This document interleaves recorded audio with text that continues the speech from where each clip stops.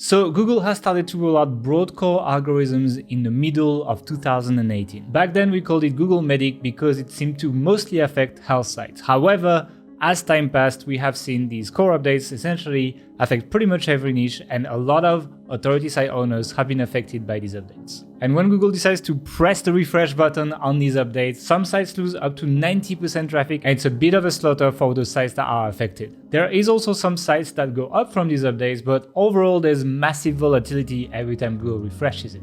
And to be frank, I've been a little bit scared to talk about these updates, mostly because they are not very well understood, but the fact is, they come every few months at this point and they affect a lot of our listeners. So here we go. We are going to be talking about these in depth, what we think, what we know, and what we think you should do. But we won't just talk about these updates and what they do. We will also talk about how the community reacts to them and kind of like the content that is creating around these updates, how content creators in the online marketing space are using them to build a bit of a following and sometimes a business. And of course, because you guys like when we are very practical in this podcast, we are also going to be taking a few of the sites that got affected by these updates, and we're going to be analyzing them live on the podcast, and we'll tell you what we think and what may have caused this or not. A lot of it is going to be speculation, but it's going to be fun. And we will actually do more of these analysis on Friday, so there should be a stream scheduled on the YouTube channel right now. You can go and register for it, and Mark and I will be live analyzing a bunch of sites that got penalized or at least affected by these core updates. So if you're excited by this content, if you want us to not be afraid to talk about core updates, don't forget to like the video, subscribe, and click on the notification bell. I actually heard that the people who are subscribed to our channel have 23% less chances to be affected by these updates, so do yourself a favor and subscribe to the channel. And for now, let's get started. Hey everyone, welcome back to the Authority Hacker podcast. I know you missed my French accent last week, so I'm sure you're glad I'm back. But I am with the same person I'm usually with to talk about something that we haven't been talking a lot about. So first of all, let's just go with the how's it going, Mark, because I know you guys have been missing that. I see the guest last week kind of like asked you, but you kind of dodged it. It's like you didn't try very hard. So I hope you have something I've better started today. asking the guests now. Like I start off like, "Hey, Yes. how's it going, Kevin?" And I just do that to see which of them like respond in a way that would indicate they've actually watched our previous episodes. So I kind of know it's a how test. many of our weird in-jokes to provide them with. Fair enough. And yeah, I think it's a good test. I think if people ask to be on the podcast, we should be like, okay, but how's it going? And if they have an interesting answer, then maybe we invite them. Otherwise, we don't. So if you are reached for the podcast, which I get about 3 to 4 a day at this point, like if people are reaching to be on the podcast, then you better put some joke about how's it going. If not, you refuse by default. We are going to do more of these interviews, though. I think it was a cool interview. So if you haven't seen last week's podcast, go check it out. I was on the premiere with everyone, kind of like discovering it. I had done the thumbnail with the designer. That's the only thing I did. But I enjoyed it. I think it was cool, and I liked him. I liked that he was not full of shit like most copywriters, and not like using words like synergy and like kind of like buzzwords.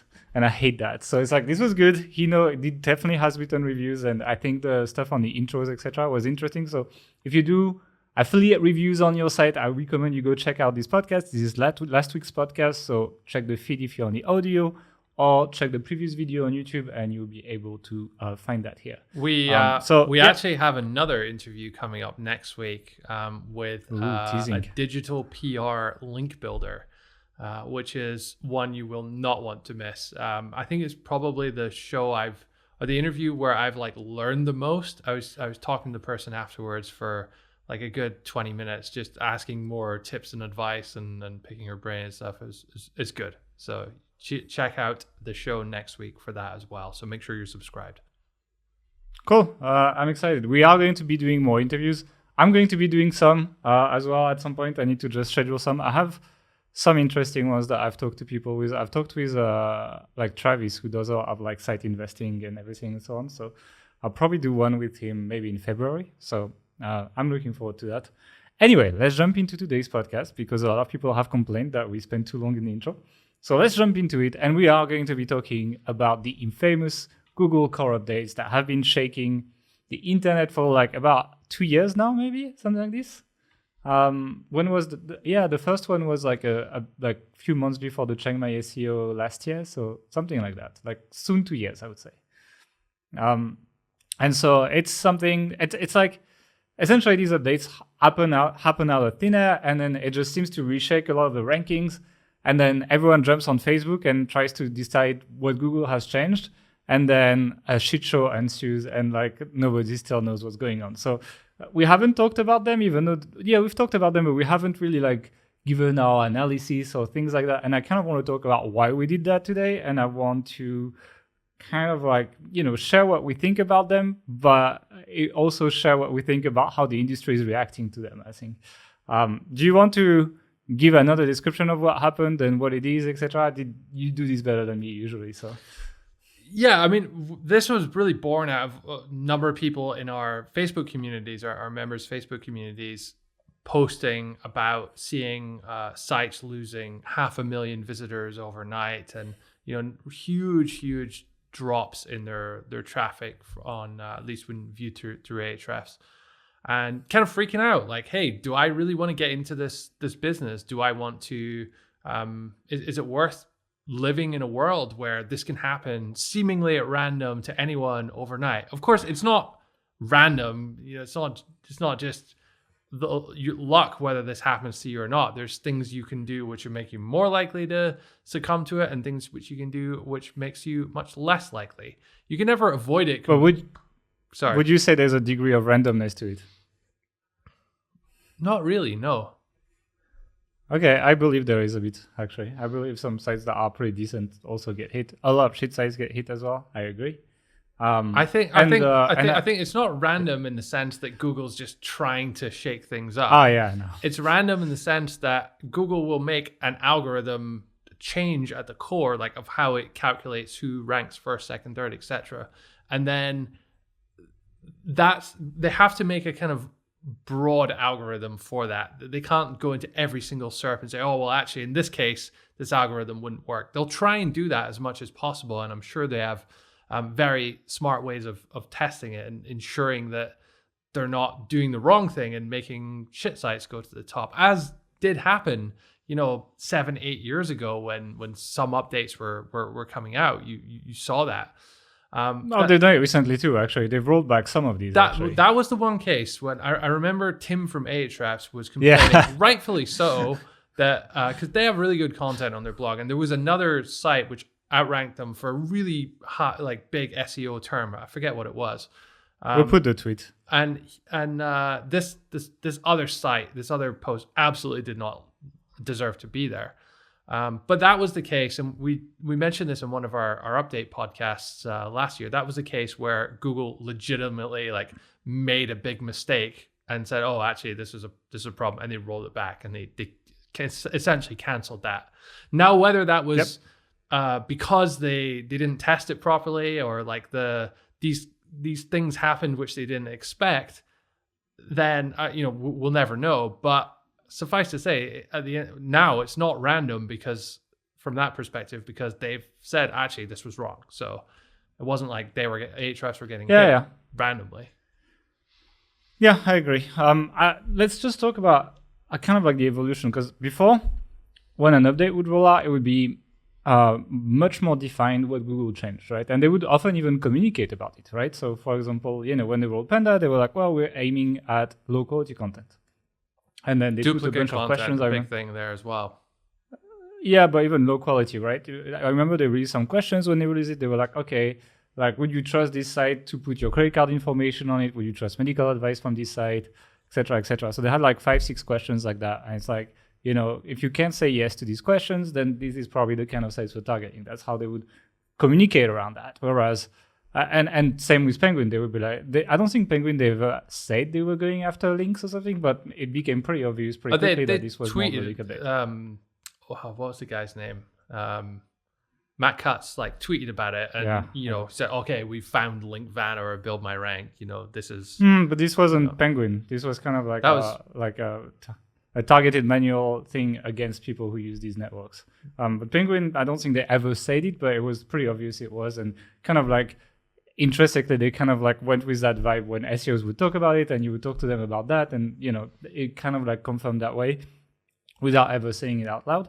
But these kind of like core updates, it's a lot more difficult to tell what's going on, and Google will just not say anything. They just say essentially, we're changing the way we're scoring pages, and if you are not ranking as high, it's just because you're not what we define now as a quality page compared to what it was before, or something like that. That's essentially what they say. They say there's nothing to fix, just create great websites. And they always have the same messaging. Our guidance remains the same. Please follow the webmaster guidelines and all this kind of stuff. Yeah, so that's pretty much, and it's much more difficult. So I think I wanted to talk about like why it's probably more difficult. I think one of them is they're probably batching a bunch of updates at once. So it's like it looks like they're pressing a button and just everything just changes. But like what's probably happening is that at Google there's probably multiple teams. I don't imagine they have like massive team working on like one update, but rather 5 people working on an update on how you treat exact keywords on the page, and then you have like 10 people working on this, etc. And then they're like, here's the deadline. I'm sorry. That sounds like total bullshit. Where did you get this from? Well, I'm not saying that. I'm just saying they're probably batching the release of everything because they press a button and just everything changes at once. It's not. There's not like. I mean, there is small updates rolling out, but there's like a big wave of stuff happening at once, right? And so it's likely. And I think they even mentioned that they're probably rolling. They kind of like insinuated that they're rolling multiple things at once as well. So you would imagine that there's essentially multiple people's work that comes together at once, gets tested through the people who test the SERPs, and eventually gets rolled out. I mean, I would imagine that they have some kind of framework to test this internally, but it's somewhat. Oh, they do. Like there's that's the quality rater guidelines. That's what you read, and so like we even have a post about that on Authority Hacker. Essentially, they have like thousands of people that literally have 2 versions of the SERPs for a given keyword, and they have to pick the winning one. Mm-hmm. One of them is maybe the original one, and one of them is the one after the update. And once they pass a certain quality scores through these testers, then eventually they roll out the update. So I believe that what happens is there's the engineers doing their work, then essentially they recompute a part of their index with the new algorithm, then they run an A/B test of the results against these testers, and then if these tests positive more than a certain percentage, they roll this out, Yeah, and that's the thing. In order to fully test, you can never fully test this just because of the sheer quantity, the volume of searches going on, and so many are unique as well. So you're only going to discover these like big problems after. Then they roll it out massively, and they realize, actually in this niche it doesn't really work, or like this because the way the signals work, like people don't link to each other the same way, or something. So like this. Essentially, what you're saying is there's like a lot of work going on over a period of time internally. So the SERPs are kind of flat or stable rather, and then it's released, and everything changes over the course of a few days or weeks. But you can imagine that even for the testing, it makes more sense to like if multiple updates are gonna roll out around the same day, you might as well just roll them out all in one single update, recompute a small index based on all these new factors, and then eventually actually look at the end result against what you have today, because it's going to already be more accurate than if you did them one by one and then just not really see that, and then eventually, if the results are really bad, then maybe you can decouple some of these updates and then just test them against each other and maybe roll only part of it and push some back to the engineering team, etc. The same way as you create content, really. So it's like, because they have a whole testing environment, because they have all of that, I definitely imagine that there is more batching, and probably even if they didn't really change the things they do, if they change the way they work, these updates can feel a lot more a lot more difficult to read, because multiple things could be rolling out at once, because maybe they do a better QA testing, and to do better QA testing, they'd rather test things together at the same time, Yeah, I mean, I don't disagree that they're trying to do multiple things. You say it was bullshit. Well, what I said was bullshit is like, they have 5 people doing this and 10 people doing this. And it was an illustration. Too specific there. I was like, how do you know that? Yeah, it was just an illustration. I said they might have a small engineering team doing one thing, a small engineering team doing another thing, then work comes together, gets tested, and if it all works, then you release it. If parts of it doesn't work, send it back to that engineering team, etc., and plan for the next release. Okay. that's how it would work in my mind. But like that would be one reason why it might be harder to read these updates, because things might be batched together, and so there might be a link update with a content update, for example. And so like if the two things happen at once, then it's really difficult to tell, well, what happened on the content side versus what happened on the link side. It's not even just we're changing this one thing about links. It's like every update they're changing and tweaking every or most metrics that they work with, most variables all the time. So it's like you can't even say, like links got hit, and there's multiple parts of links. It's like, well, links got hit in this case if this type of content, but excluding these types of niches because of these factors, and like it gets incredibly complicated incredibly quickly, and that's probably one of the reasons we're not seeing much communication for them in terms of like, hey, this is what's happening, because it's too difficult to explain. Yeah, I think another thing that could be happening is a kind of like a butterfly effect, So let's say you see like a typical thing that you see on Facebook groups, people will be like, oh, they're targeting affiliate sites. Like that's kind of like blanket statement, Google's targeting affiliate sites, right? Maybe it's just a butterfly effect of them maybe targeting a certain type of link building that's popular within affiliate marketers, for example. And then, or whatever, or something else, or maybe like a certain sentence structure or something, whatever, stuff like that. That is not really targeted at affiliate sites, but rather like something else. But eventually, because it's popular within that industry, then that happens, and then the sites that link to them maybe get hit, and then these sites then pass less authority, and then a lot of affiliate sites end up being hit without it ever being the intention of Google, right? So I think there's a bit of like, there could be a lot of like unintended side effects of things they're trying to fix, rather than them actually targeting what people say on the Facebook groups or something like that. Would you agree with that, or that would be bullshit? No, 100% I agree. It's also a case of spurious correlations where you have you must have seen these graphs. We'll put one up on screen in the YouTube video at least, where you have like the divorce rate in Maine, USA over time. And then that correlates perfectly with the per capita consumption of margarine, right? Now, obviously, those two things are not in any way linked unless the margarine's being poisoned, tinfoil hat.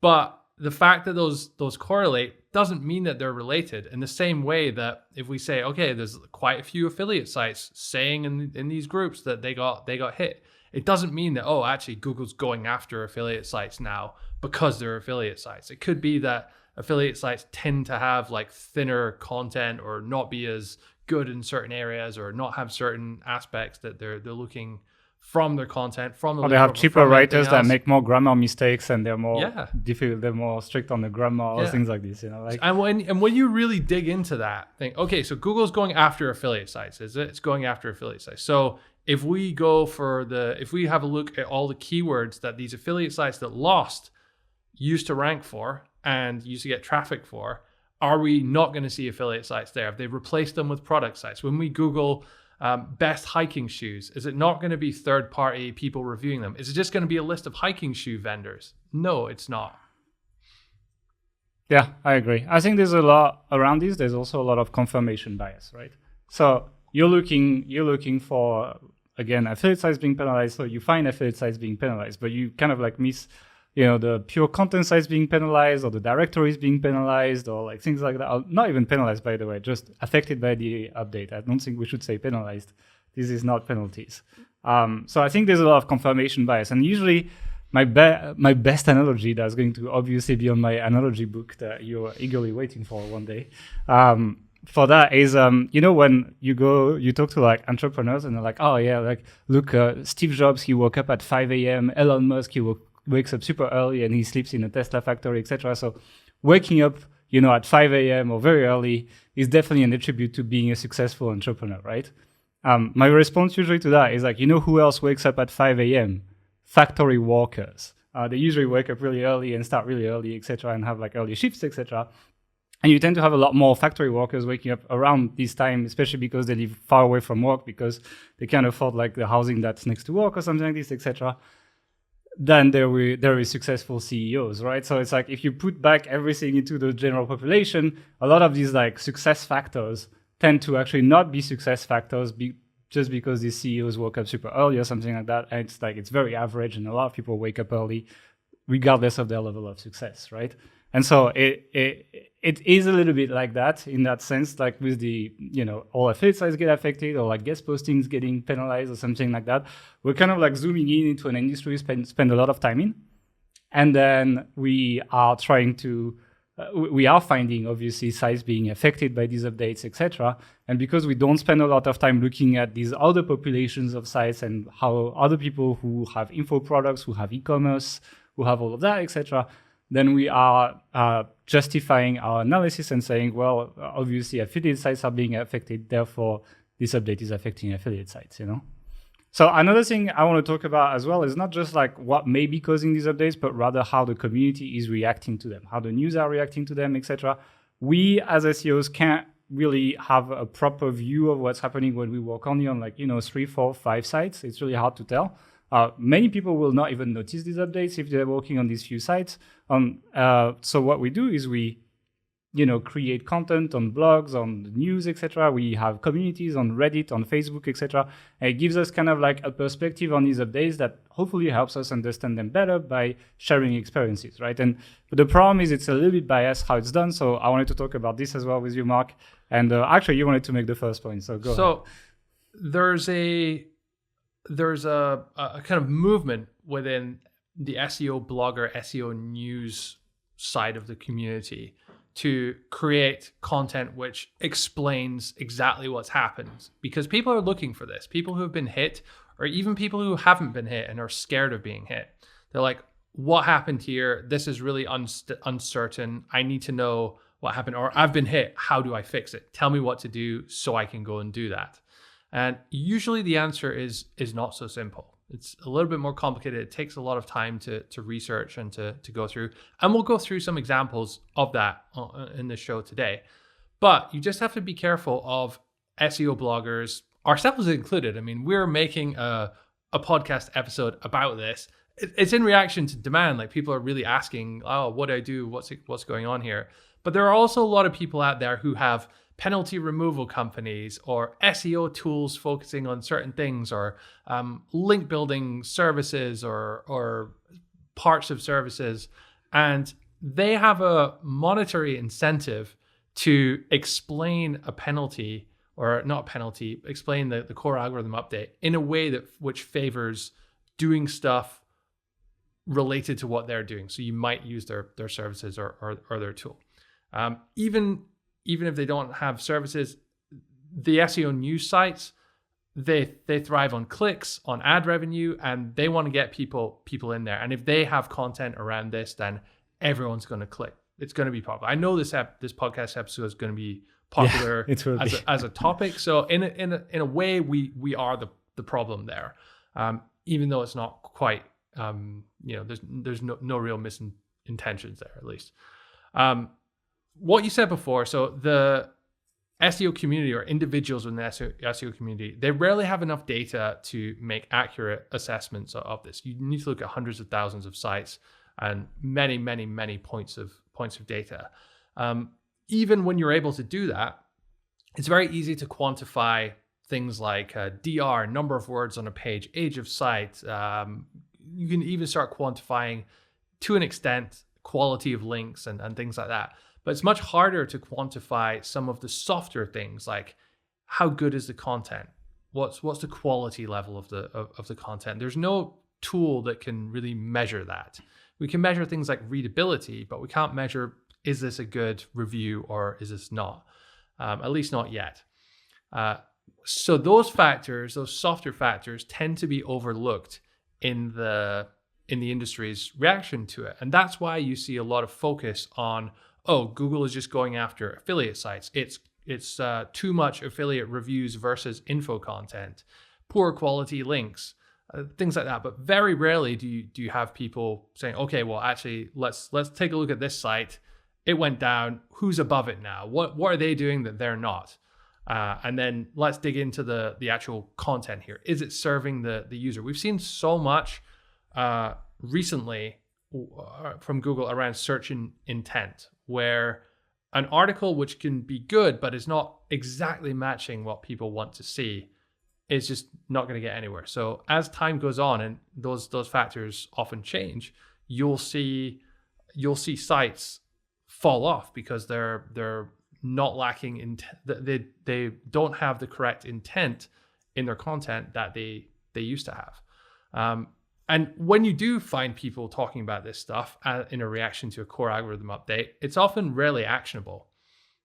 They don't say, okay, well, here's how to fix it. It's more just like, oh, improve the quality of your content, or give some other generic advice like that, which is just inherently unhelpful. But the thing is, like this content which SEO bloggers put out there, it gets so many likes, so many reviews, so much engagement, shares on the communities. It perpetuates other people to do it, and then you have like a bunch of people who don't know what they're talking about saying stuff to get attention, and then you have other people quoting them, and then other people in groups saying and adding because their they said this, top, and it's just this layers of truth start building up, and there's no fundamentals to it whatsoever. Yeah, for me, it's like taking vaccine advice from your aunt on Facebook. It's pretty much the same level at this point. It's like, and the thing is, like, because of the level of attention these get, and I'm sorry for people who listen to this podcast, but because of unrefined the SEO community is in terms of critical sense very many times, this type of content, even poorly done, works really well, right? It's like I've seen many blog posts with like, they find 3 sites that went down, and they find 3 bad things about that site. And then they just essentially say, well, this update is about this because look at these 3 sites, and that's what happens. And I think it's a real guru maker, this kind of like blog posts. Like it's exactly how you get a lot of people's attention. Like if I wanted to be big in IM today, and I had 0 sense of ethics, that's what I would do. I would wait every time there's a Google update, and I would find some sites that went down, and I would write a big blog post with a bunch of analytics screenshots with like red arrows pointing at stuff, etc., like BuzzFeed style, And then I would I don't care what I would write. If I had no ethics, I would just like make stuff up. I'd be like, look, all these sites have slightly below page speed average, so it must be a page speed update issue. Oh, by the way, look, I found this one spammy link pointing to this site, so it must be about links, etc. I guarantee you 70% or 80% of people would eat it up, believe it, and then follow me and then buy whatever I'm selling, right? It's like, I didn't really want to say this name because I think they're nice, but I was in, when we went Bali last year, the year before now, in 2019 now, I went to the Haynes agency presentation. These guys are even quoted by Google, right? It's like when these updates come out, like Google actually quotes some of their blog posts. So it's like they get a lot of credit from Google, right? But I was very surprised to go to this presentation because basically the first half was talking about these core updates, which essentially was them pushing the idea of EAT, right? It's like so like putting trust and like showing authority, etc., on your site. And then when they would take case studies of clients that they helped, they would show very, very basic fixes to these sites, like we added an auto box, we fixed the site speed, we rewrote the about page, etc. And then they show some sites that went back up, right? But it's like, I don't have a view of all the sites they take care of, but it felt very much like a portfolio effect, of like, let's say, talk a lot about penalties, take 50 penalized people, because there is a lot of like refreshes to the updates, etc., to whatever you do, you might get 4 or 5 backup, 6 backup. I don't know. I'm just making, this one is like speculation. I'm just putting a big speculation bar on this, etc. And then use these as case studies to essentially say, look how stuff works, and then not really knowing what is the state of the other people that you've worked with or like, etc. And so it's very, I do marketing and I'm pretty good at building sales pages, etc. And I would say that's exactly how I would market a service like that, and it would work really well. Not saying that that's what they do, by the way, so I'm going to highlight that. But what really shocked me in the presentation is on one side, they would talk about all these new concepts, etc. And then essentially they do a basic site audit, content pruning type thing that we've known for many years. Content pruning started with Panda. Pruning started like, it's going to be 10 years in not that long, that people started doing this stuff. And so essentially, it's like old recipes for new updates. And it didn't feel like that groundbreaking, and rather applying best practices that we already knew about and using these updates as just a way to attract attention, To be fair, and I didn't go to that presentation, so I don't know what they said exactly, but to be fair, a lot of the time that is the remedy. It's because people have neglected. I agree, but they've neglected the fundamentals, and they need a penalty event or a big negative thing to happen to their site before they, get their ass in gear and actually start doing this stuff, which they should have been doing anyway. But let's be honest, when you're coasting along with number one, it's not always the first thing on your mind. I don't agree. I don't disagree on the solution. I just take we're gonna analyze updates as a really smart marketing hook to just do normal SEO work for people and make it look more innovative than it really is. Like that's kind of like what annoys me a bit, and like it's not necessarily what they do, but rather how people perceive that, which is not always the thing. Like it's very often we talk about something, and then people will kind of like interpret what we say, and then something else will come out of it and be like, "Oh, Gail said that," or "Mark said that on the podcast." It's like, well, I didn't exactly say that, or like it's like, but they might have interpreted it, and it kind of feels that way. And then you play on that ambiguity to make sales. That's what I'm saying. It's like you don't correct people. You just let this ambiguity of like, oh, there's some kind of like secret sauce to solve this, by your initial hook, and then you just apply what you should do, which is SEO best practices, because that's what Google says people should do, and that's because usually that's what solves these kind of problems. I agree. I'm just saying that's like kind of the fundamental. That's what marketing is, like positioning your product. In a way that it's like shows ambiguity, it in its best possible light. And, everybody does it. We do that as well.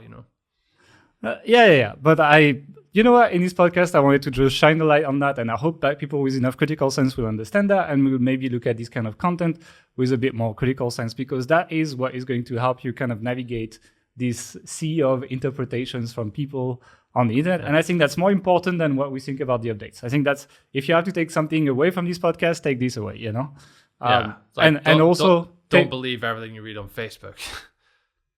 Exactly. Well, hopefully you knew that before, but just in case, I mean, you brought up the vaccine thing. Like you wouldn't take advice from your aunt on Facebook about whether they're good or bad or whatever. You'd go to a doctor kind of thing. But exactly. In this case, there's like there's not a established there's no doctors, common wisdom, common knowledge that's been kind of like checked and tested and evolved over years on this, because nobody knows. Like nobody knows exactly what's happening here. So it's understandable that people then default to the SEO experts. Sometimes people like us, other people as well, and say, "Oh, what's going on here? You have to tell me." And like we don't know exactly. Yeah, and usually these kind of like niches where there's ambiguity are the absolute best niches for info products. If you want to do info products as a business model, try to find niches with ambiguity and then just establish an angle, and people buy into that, and you sell them an info product. It works really well. It works in finance, for example. It will work in nutrition diet, where again, okay, there is science, but there's also a lot of different schools, and like people will fight with each other, etc. It works even in like things like parenting and how to educate your children, how to train your dog as well. I guess it's the same category. Like things like that, where there's like different schools and a bit of ambiguity and no like one way of doing things, tends to be the best niches for info products and selling that kind of stuff. Usually high pro commission sales products. Anyway, anything else to say on analyzing community content, etc., on these updates? Yeah, so we mentioned it before. I just want to emphasize it again. There's always a strong bias in the people who are commenting and having these discussions. So someone will post, Google tweeted the core algorithm update coming out, anyone get hit. And then all the people that were unaffected will just be like, keep scrolling. Like some people might say, no, nothing yet. But the vast majority of people will just ignore it. The people who respond are the people who were affected by it. So you get this cluster of the people worst affected or best affected in a positive way.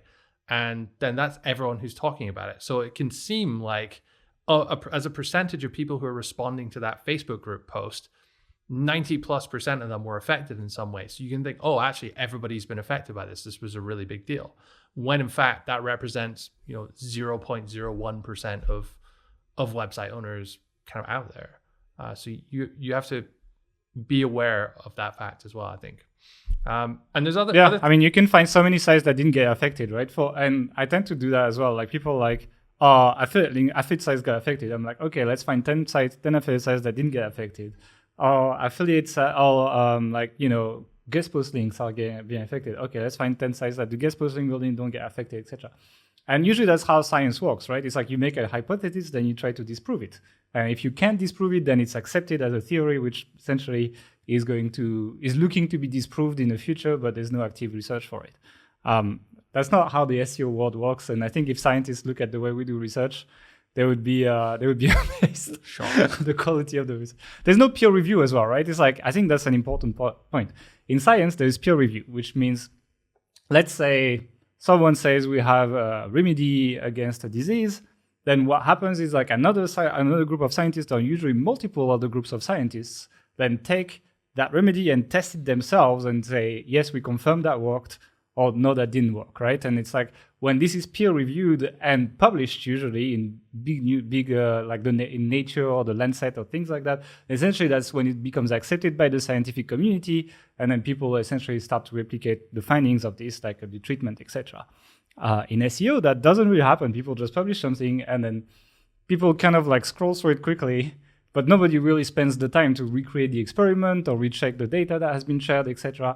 And so it's very easy to either be wrong, not trying to deceive anyone, but just make a mistake. I'm sure if you check our data studies, for example, I'm sure if you really dig into them, you would find 1 or 2 mistakes easily, even if we didn't intend to do anything bad. Or it's easy to just twist the facts and just essentially push your agenda here. So you need to be a little bit careful on that. And SEO research is usually poor quality, and you need to take it with a massive grain of salt when you read it. Anytime someone says, oh, our test revealed this, like, oh God, be very careful. Often they're not actually testing anything at all. Or often it's like, oh, I'll just look through like 6 of my analytics properties and like see if I can come up with something in 10 minutes or whatever. So be careful of that. And the other thing, last thing I want to say about this is, some of the data you see in Ahrefs is not always that accurate, specifically around site traffic. Now, obviously, if you have a site going from 1.9 million visitors to 33,000 visitors, as we'll talk about in just a second, then it's pretty safe to assume that they've been hit pretty badly. But often you can see fluctuations of 50%, something like that, and it's actually the site hasn't changed at all. It's just the way Ahrefs calculate it is not the actual number. Sometimes Ahrefs updates, but Google doesn't. And so you'll see fluctuations. They try to kind of like normalize it. So they did that in the past where there was like big drops, and then they kind of like renormalize it in the past so that it doesn't look like there's a big drop. But you've got to also be careful that the tools you use might be updated. And so they might show different data, because data sources are also, it's a big challenge for these tools, especially like traffic data. So you need to be a bit careful of that, because you're like in an uneven field, and then you have like another uneven field on top, which is your tool. And then it's like the average of the average of the average. And it just becomes quite distant from reality very often. I mean, Authority Hacker traffic, for example, if you check on Ahrefs, we have like 4 or 5 times more traffic than what Ahrefs will show, for example. And the curve also is not really accurate. Like, it's like we've been doing quite well in the last year. It shows it's flat for us, for example. And several of our sites are kind of similar. So, I think it's not the most accurate thing that you can look at. And again, what I just did is I took anecdotal evidence from one site to draw a conclusion. That's what you need to be careful of, by the way. So like, I'm just highlighting what I just did, and don't make generalities from my one case study. That's what people do, and that's what we try to warn you against, basically. One thing I want to add to this is that it's actually a quote from Plato. So we're just like, I'm going from shitty analogies to quotes from Plato, because these people are much smarter than me, or used to be much smarter than me. It's an interesting one. It's kind of like a philosophy point, right? It's like one of his students said that he's the wisest person he ever knows, and Plato said, I know that I know nothing. And that sounds very deep. But basically, what is interesting is that as people get wiser, they accept the fact that there is things they don't know and can't understand. And I think that's an important thing. It's like, as humans, we try to fill the gap with a narrative of something we don't understand, right? When we don't understand something, we try to to give it meaning, to look for a pattern, to look for something that just tells us what happened, how it happened, etc. My personal belief is that that's where religion came from. We didn't understand death. We wanted to explain it.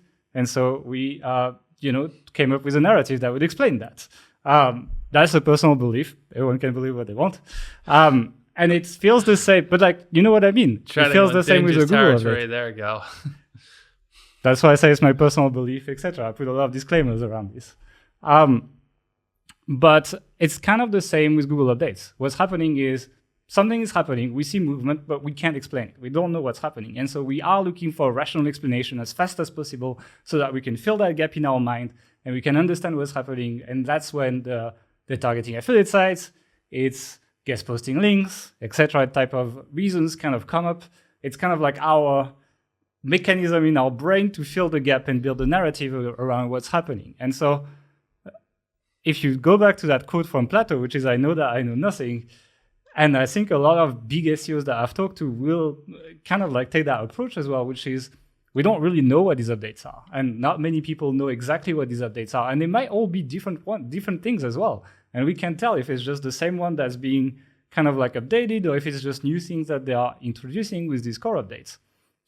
But I wanted to incite people to fight the urge to fill the gap and to absolutely give a meaning to every update that's coming up, because that's usually how you come up with superstitions and you invent reasons for that. And I actually have a link from Darren Brown that I'm going to be sharing in the cards here. It's a really old video, but it's a social experiment on how superstition is built, basically. And I'm just going to give a 2-second pitch on this. It's nothing to do with SEO, but he basically locked people in a room and there was a counter on top that count, and the goal for people was to get 100 points, right? So it starts at 0 and the goal is to get 100 points. And there was many things, there was like a slot machine in there. There was some balloons, there was some like games, etc. And so people are like, oh, what do we do in this room to increase the points, etc. And they start playing with everything, and randomly some points start appearing, right? And it's like, oh, look, I touched this balloon and my points went up. The points went up, or like I did this slot machine and it went up, etc.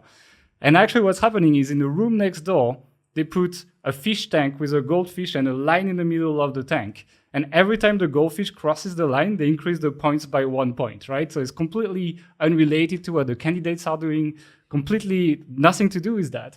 And you see people building all these beliefs of what the things they did do to increase the score points when it has nothing to do with it. And you see people do crazy stuff to increase the point score by the end of it because they're like, oh, that worked. Look, 3 times I did it and 3 points increased on the thing. And I believe that's a really good explanation to what's happening with Google updates, which is, we might be looking at the completely wrong thing. And because, something happens when we do something, we establish causality when there might be zero causality. And so I think it's quite important to accept that and go back to this accepting that you don't know. And kind of like, and that's why essentially I don't disagree with what Mary Haynes does for her clients, which is follow SEO best principles, pruning the content, removing the shit pages, updating your about page, doing all these things. Completely agree with what she's doing. I think this makes sense. And that's probably the best approach to deal with these updates. But you need to refrain from thinking that because you've observed one event that linked to that update or to recoveries or things like this, basically. On the bullshit degree, on the bullshit scale, where would you put this explanation, Mark? Oh, I agree completely. Oh wow, I'm very proud of myself. Like I managed to quote different sources, and you agree with me. Anyway, let's jump into sites that got hit. So we're gonna look at a few sites, and we're gonna do what we told people not to do, really, which is like try to look at what was wrong with these sites and try to say why they might have gotten hit. And I think you're gonna do the analysis on the first one. And then I'm going to try to go against it. Let's just do that. And then I'll do the second one, and then you do the same, right? Sure. So these were not sites which we just picked randomly. These were the ones which other people had suggested, like, hey, look at this, what happened here in our Facebook groups. So there's already an element of selection bias and stuff here. But the first one is gearhungry.com. It's was a relatively big site. In August 2019, it had 1.9 million monthly visitors, according to Ahrefs. November last year, it had 666K. So it was already kind of declining a little bit. But then from at the start of December 2020, it went from 626 to 33K. So it lost 95% of its traffic. That sucks. According to Ahrefs, which is not a nice situation for the owner of that site, obviously. Now, people were saying, oh, it's a good site. Why did this get hit? And a lot of people were throwing around things like, oh, there's too much affiliate content. Google's going after affiliate sites. It's the ratio of affiliate content to info content. I saw one person like actually planning on writing a bunch of info content just to balance out his affiliate content. I really don't think that's what's happening here. A big thing you notice about Gear Hungry is it's super broad. Like, I don't even think they have a niche. Like, it's just they cover everything. So they review shoes, bubble bath, guitars, sunglasses, speakers, home gym, outdoor equipment, camping, knives, electronics, all this stuff. And it's super broad, first of all. Second, my problem with it is that the content is just not good. And I'm not saying it's really bad or it's illegible. Like, it's written by native English speakers. They have decent templates. They follow a nice outline. It looks good on when you're not reading it. It's like the design, the layouts is good. But it's the equivalent of a sports team, like showing up and playing the game and thinking, oh, we just need to show up to win, but not trying to win. Like, they're not doing the things that you need to do with your content. They're not really explaining, okay, we're talking about the best hiking shoes. Why are these the best hiking shoes? Like, let's get into it. They're repurposing, regurgitating the basic information which is on the Amazon sales page, Amazon product page, and they're maybe making like 1 or 2 comments about it, which is super generic. And if I actually, like, if someone put a gun to my head and was like, oh, you have to find the best hiking shoe, I would not feel comfortable that I had the correct answer from reading reading their content. So even things like their introductions, they're just a little bit weak as well. Like, they describe what the product is in their introductions. Yeah, it's a bit shit. It's just, so when we say it's shit, like, I'm careful, because on a scale, like, it's still better than most content out there, but it's not as good as the stuff that's ranking now on page 1. Maybe I'm actually checking one right now, and I would disagree. So I'm checking best tactical backpack. Mm-hmm. I'll send you the URL so you can actually check it out. And I'm Googling best tactical backpack. And honestly, I don't think it's much better what's ranking number 1 right now. So it's like there's this site called MWR.com, which is basically a generate press site that looks terrible and ranks number 1 right now. But yeah, and they seem to also be a generic site, actually. Yeah. So no, it's more like outdoor and accessories, I guess.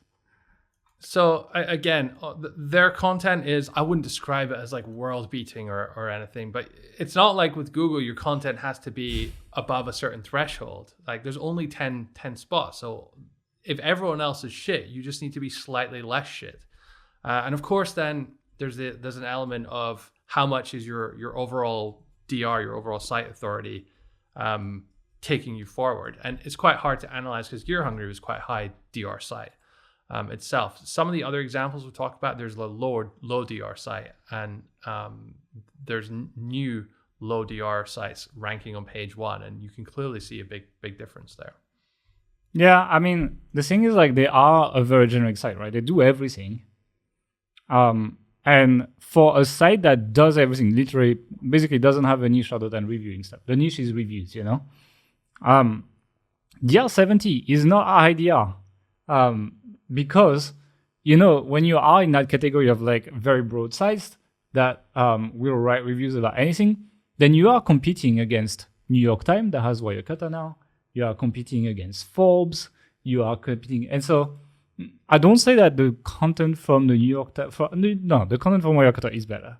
But the content from Forbes, like roundup reviews from Forbes, please, it's a bit shit, It's like they're just ranking because they're DR 90 plus, right? But essentially, they are beat at that, right? It's like there is a lot of like essentially really big newspapers now that do exactly the same thing with much, much, much better link metrics. And so like, in that case, it's like there's no content advantage, and you are losing on the link metrics by quite a lot, actually. So you're just not the top dog in that category. If you were like specialized, so I was checking like tactical backpacks, right? So if you are specialized in like military equipment, then your niche focus would probably make up for the fact that you have lower authority, and so you would probably have a much stronger chance of ranking for these terms.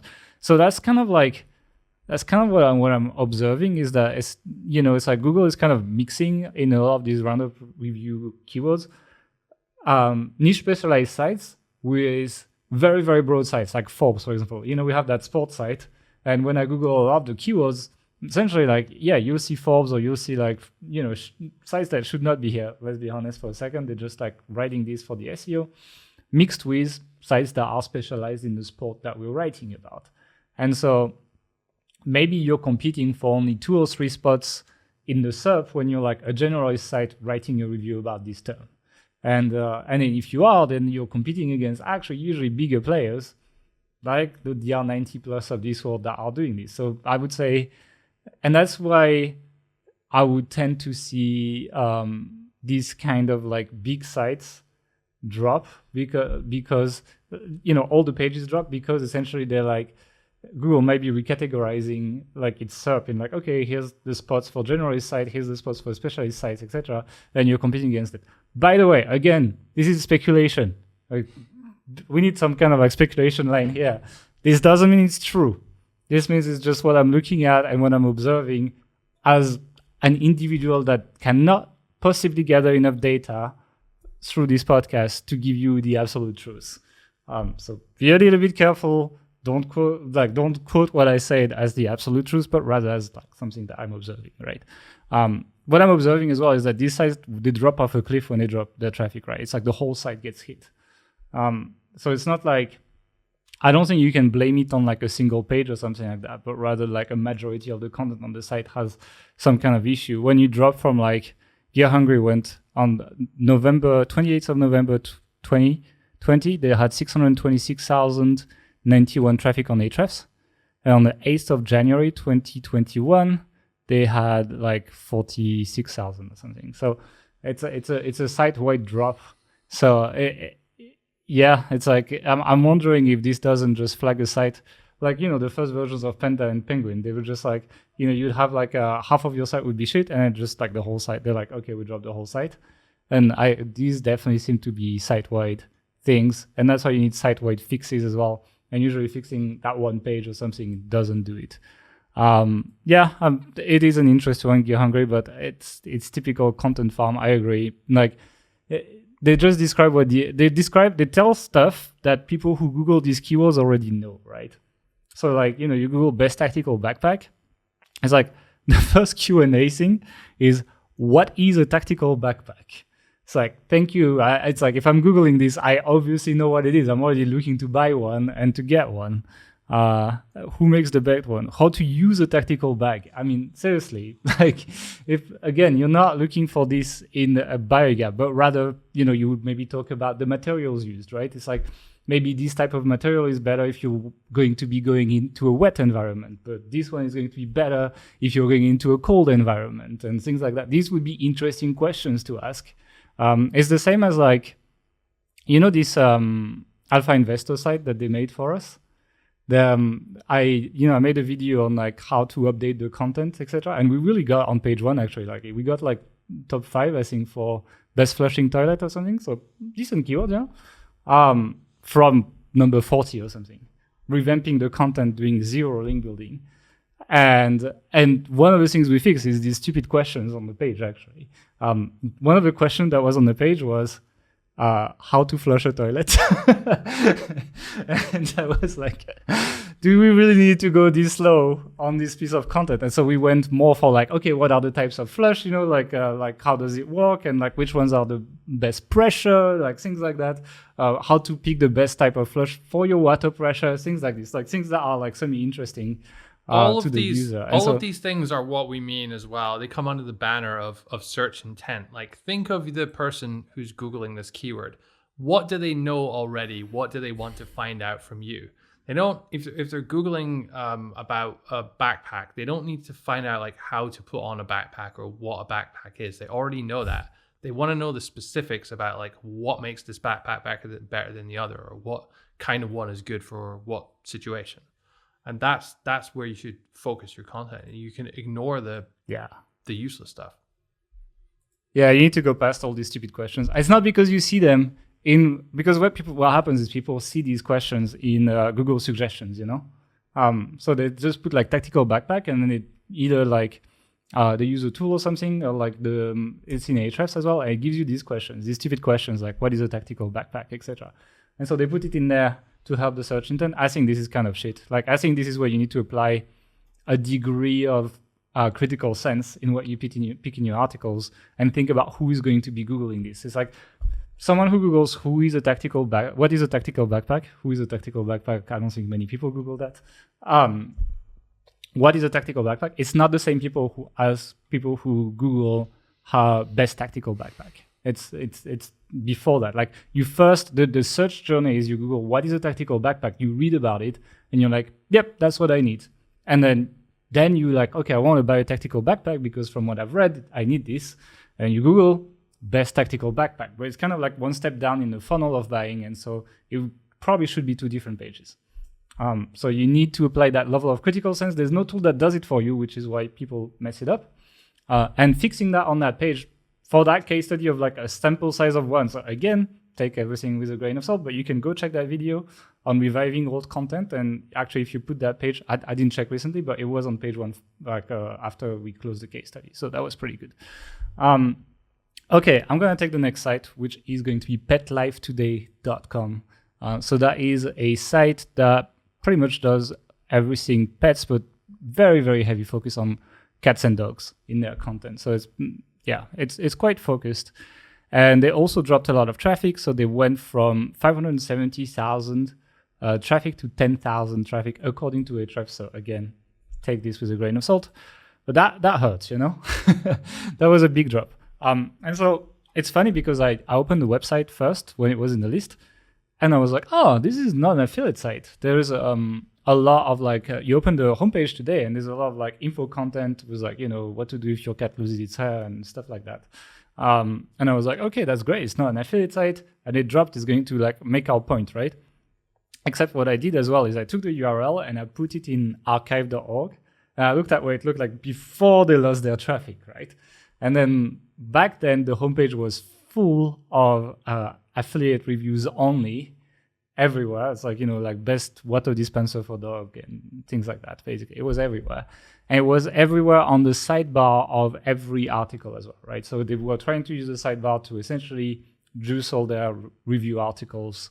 So it was very, very heavy on that. They did already implement quite a bit of EAT signals, let's say, on their site. So they had Otterbox, and kind of like on the top of the article, they had vets writing this, and it was like doctor something, etc. And the auto bio box would actually mention if the writer was a vet or something. And then the about page at the time already had a lot of EAT. They had kind of like the list of all the vets that work with them. They had like a board of advisor and like all of that. Like, it was very, very well detailed, to be honest. They were following a lot of essentially the recommendations that a lot of people make to avoid being hit by these updates at the time, which was very interesting to me because, it's like I never really bought into this too much, to be frank. And so it's interesting to me that they had this before and they got hit anyway. And so following that, what they've done is they actually changed the homepage. So now when you go on the homepage, it's not roundup reviews, it's going to be info content pretty much exclusively. And the review content is only deep linked inside the site. It's kind of like pushback. It's not unpublished though. It's like every roundup review I've tried to open was still here, just not linked to from the homepage. They also tried to increase the EAT stuff by changing their sidebar from links to their roundup reviews to links to kind of like showcase vet profiles that write for the site. Like they try to essentially increase these EAT signals, right? So obviously what they're trying to do post update, which is interesting, is like if you want to learn, it's really interesting to see what people look like before and after an update. And after that, obviously it's going to be interesting to see if that site recovers or not. That's how you learn about these updates, right? So far it hasn't, it seems. And so what I did, I couldn't really find anything else. So what I did is I took a roundup review. I think it was best dog hardness to stop pulling. And then they had that page that stopped ranking. And I looked at the top ranking sites as well. I was like, okay, what is Google showing on top, right? And it's kind of funny because if you Google it, there is 0 EAT. I think rover.com, for example, is one of the sites that ranks number 1 or 2 for that keyword. There's 0 EAT. Like you go to the author bio of the rover.com author of the article that ranks. It literally says freelance writer, etc. She has 0 credential, the girl who wrote it, and they have no shame in putting that on the site, and they're ranking number 2 or something. The content is like not really much better than what they had on this PetLifeToday site. So what I did is then I put the URL of PetLifeToday in Surfer. So I would look at kind of like what is the difference between them and the top ranking pages. And the only 2 things that I found is, one, there was 0 exact keywords in the body of the article. Like they did not have the exact keyword. And 2, they were quote unquote over-optimized for dog harness, which appeared 30 times in the content when the recommended range was 7 to 13. I don't think, but like I think it's an interesting one, because then the question is, well, if they do these things, is it gonna fix their rankings? I don't believe it will, because it looks like these updates are site-wide. Like you don't go from 570,000 visits to 10,000, and you fix that one page and you go back up. There's definitely a site-wide issue happening here. But I believe that from my experience, they should have more exact keywords in the body. That might help, actually. So I can't tell you what happened, but I can tell you that the sites that rank, they're not even focusing nearly as hard on the EAT stuff, which was a very interesting thing for me. And I think it's a good case study on like are we overthinking this? Are we overdoing this, you know? Because the guys that rank on top literally have no shame to say it's just a random freelance writer who wrote this. I would also say just because someone is a vet or has a qualified background in whatever the niche it is, it doesn't mean that their content's good. Like they have the authority, but they can also write bad content or just not be a good writer. I'm not saying PetLifeToday's content is bad per se. It looks good enough. Like I wouldn't say, oh, this is outstanding. I'm definitely have seen pet sites do better, but it's not that bad. Like, do you think they deserve to be hit? I mean, compared to what's ranking now, no.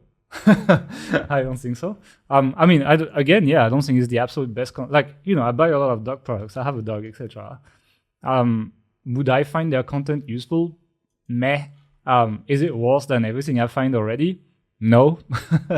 It's like kind of a couple steps up, definitely, from what was the other one? Gear Hungry. There is, again, you can see how they've constructed their content in the way that they're regurgitating what's on the product page for a lot of their commercial content. Yeah, but it's what the top ranking do as well, you know? I know. And I'm not saying you could often have a case where a site gets penalized and others don't, but others probably should have as well if you want it to be equal, but just they didn't get caught this time for whatever reason. But I'm just saying, I just found something interesting. That's why I'm saying that. So at the end of a lot of their reviews, it seems like they have a lot of exact match internal links to other reviews. So I sent you a URL. We can show it on the podcast as well, and you can see they have other pet reviews you might be interested in. the best dog food storage, the best bows for pets, the best bicycle trailers for dog, the best flexible terrarium in Italy, the best dog shoes, the best. Do you see that? Yeah. This is a bit. This looks like a bit of stuffing, to be honest, to me. So it's like this is something over optimized anchors on internal links, basically. Yeah, you might be caught on this. Like this could be something that hurts you a bit. So it's like, yeah, I could see that. I'm gonna add this to the notes so we can show you guys as we talk about this. But yeah, it's like, it's not bad, but you can see they're thinking about SEO very hard. And they might have been overzealous on some practices, like internal linking is good, but I tend to prefer contextual internal linking, for example, So yeah, there's some stuff where I'd be like, you might want to tone this down, especially given your current situation, All right, so this is getting quite long. So what we're gonna do is we're gonna stop analyzing sites here. But what we're gonna do is actually this Friday, we are going to be doing a live stream with Mark. So it's going to be on YouTube only. So you need to go on YouTube. It will be scheduled at the time when this podcast is here. So you can just go and set notification on our YouTube channel. And we will just be analyzing more penalized sites. So, and you guys can ask us your questions as we do this, and we can have kind of like deeper discussions, etc. It should be interesting. So let's do that and kind of like jump on the section that you prepared, Mark, which is what should people do if they got hit? Control your emotions, first of all. It's a very difficult thing to handle if you've been working and building a business and then you lose 95% of your traffic overnight. You can kind of feel emotional about it and make all sorts of rash decisions. I've seen people stop working, give up completely in these situations. But the reality is, whatever line of business you're in, there will always be serious threats, existential threats, big industry shifts that come along, and how you handle it and how you deal with those will ultimately define your success as a business owner. This is especially true with updates. You have to be analytical. You have to wait kind of until the dust settles. That's quite important because, as we've seen, there may be updates that are rolled back, or updates can actually take a couple of weeks to fully roll out, and you can see actually what's happened, where everything lies. So resist the urge to jump in and start changing things immediately. My approach would be to analyze the sites that won rather than focusing too much on the sites that lost, because the sites that won, the sites that are there in the top 10 now, are the sites that are doing something right. But there are billions of sites which are not there, which are doing things wrong. So it's better to focus on the positive rather than the negative, and really look at what they do that you don't. Often, as we said earlier, a update like this, it can be prompt to actually do a bunch of the stuff that you should have really been doing earlier. I mean, when was the last time you did a content audit on your site? When was the last time you looked at old content that you wrote 3-4 years ago? Has the search intent for some of those queries changed? Have your competitors just started doing better content than you have? I would be looking at these things very, very closely and ensuring that you are serving the correct user intent, and do a full content audit to see where you stand, whether you want to delete this post because it's not ranking, it never has been, whether you want to improve it, it's worth fixing, whether you want to rewrite from scratch because things have changed, the landscape has changed so much. Really look at the quality of your content, and it can be very difficult to do this if you're focused on your own site. Often getting someone else in, a friend, another site owner, just to say, hey, what do you actually think of this? And avoid any kind of person that says, oh, it's really good. Like, you want someone who's going to give you that brutally honest feedback, and actually this is what's not so good and stuff. And I would get someone like that. Maybe I should sell a consulting service doing that. I'm pretty good at it. Yeah, or you could just come to our live stream on Friday where we'll go. Yeah, come on. Actually, yeah, we'll take some people's sites if they want to submit them forward, and we'll give you some brutally honest feedback as well. Should be fun. I would recommend people do that once a year. By the way, don't wait to be penalized. Yeah, I think that's the correct way of doing this. Like, if you don't want to be penalized, do this once a year, and then and do as if you just got penalized once a year, and it's going to hopefully prevent it. So audit your content, audit your link profile as well. I mean, often you'll get a notice through Webmaster Tools Search Console if you're doing anything, unnatural link penalties and stuff, in which case you can really zero in on it. But it's just good practice, to actually like prune anything which shouldn't be there, or if there's been any kind of like spam SEO stuff coming in lately, that can be a signal that you might want to take care of. And technical SEO audits, internal linking, site structure, all the usual stuff which you should be doing anyway, but which the reality is, we're guilty of this ourselves for some of our sites. We don't do it as often as we should do. So we need an event. We do a bit of a better job now. We have someone actually taking care of this full time. Yeah. But we can do better. I agree. But the most important thing is not to stop working, not to stop doing things which you should be doing to grow your site. I had a really good example of a guy who messaged me, like couldn't understand why his site got hit. It wasn't even that big of a hit, but lost some traffic, and just stopped working, stopped making content, stopped building links. About 8 or 9 months after that, the site came back from another update. He didn't really change much, but he spent that entire time trying to figure out what was wrong. And then he lost out on all that time he could have been spending growing his site or doing the work that would later result in the growth. He had like analysis paralysis kind of thing.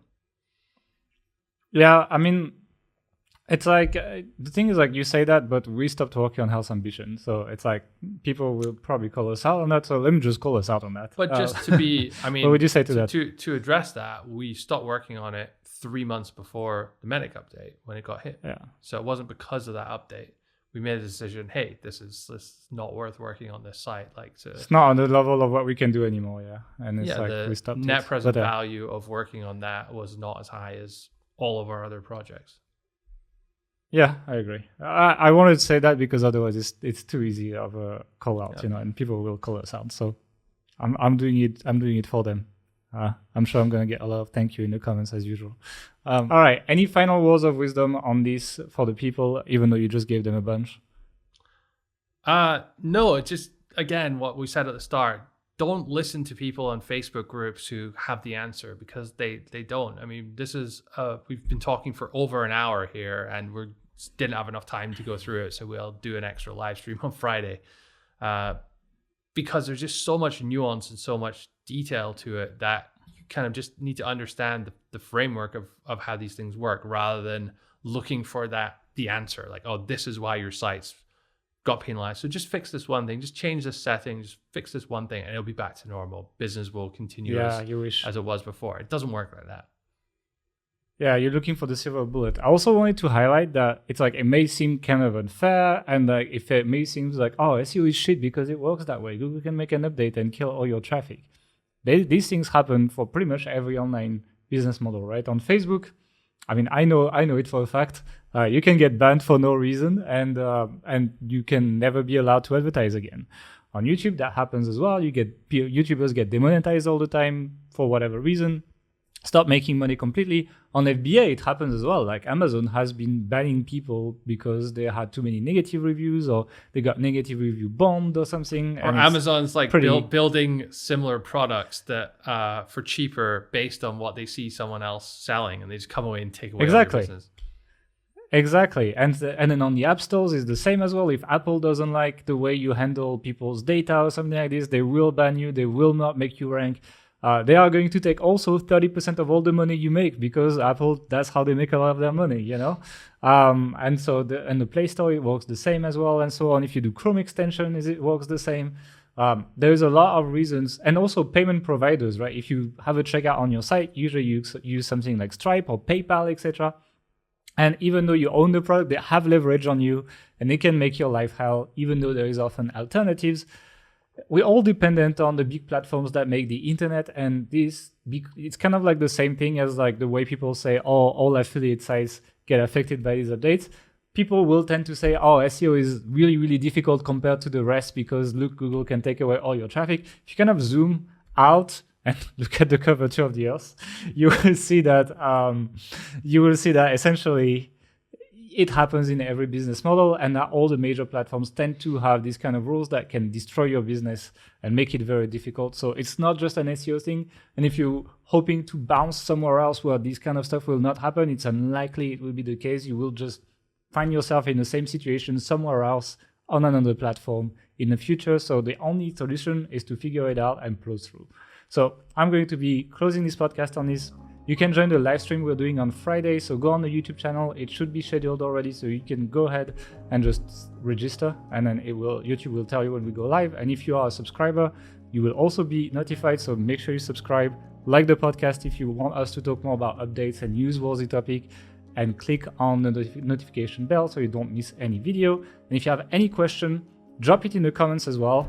And we will actually go through that at the beginning of the stream on Friday. It's going to be an easy way to start the stream, I think. So maybe some people as well can, if they have specific sites that they want us to look at, you can put those in the comments. And we can't promise to go through them all, but some of them we may actually go through on the live stream as well.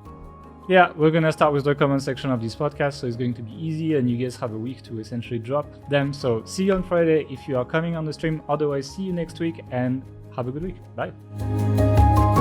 And kind of freaking out, like, hey, do I really want to get into this business? Do I want to, is it worth living in a world where this can happen seemingly at random to anyone overnight? Of course, it's not random. You know, it's not just your luck whether this happens to you or not. There's things you